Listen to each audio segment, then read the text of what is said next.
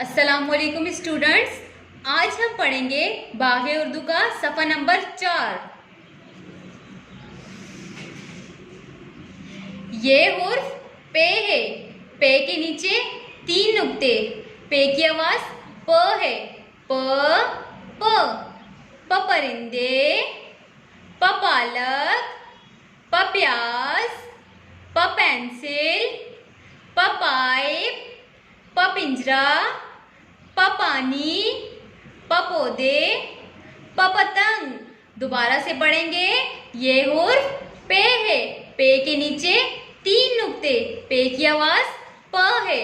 प प प प परिंदे, प पालक, प प्याज, प पेंसिल, प पाइप, प पिंजरा, प पानी, प पौधे, प पतंग।